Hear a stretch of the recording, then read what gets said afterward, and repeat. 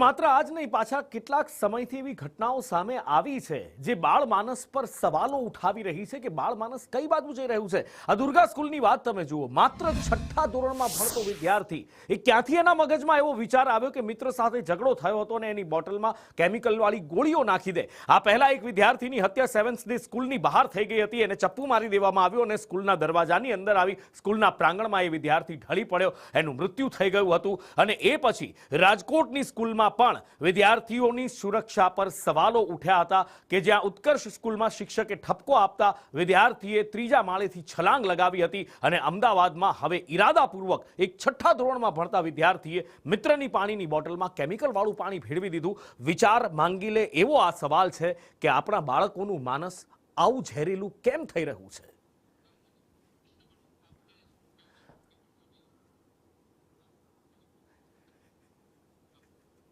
એટલે સવાલ સ્વાભાવિક રીતે એ થાય કે બાળ માનસ આટલું બધું જનૂની કેવી રીતે બની રહ્યું છે, આ ક્રાઇમ માનસિકતા બાળકોના મગજમાં કેવી રીતે પ્રવેશી રહી છે, શું કહે છે મનોચિકિત્સક એ પણ જોઈ લો।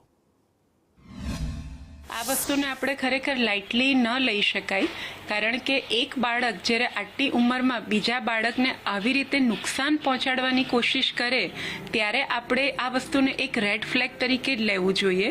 કાં તો બાળક ખરેખર બહુ જ ગુસ્સામાં છે અને સામેવાળાને નુકસાન પહોંચાડવા માંગે જ છે, અથવા તો પછી એને પ્રોપરલી ખબર નથી કે આ કરવાથી કેટલી હદ સુધી ખરાબી થઈ શકે। આમાંથી કંઈ પણ હોઈ શકે।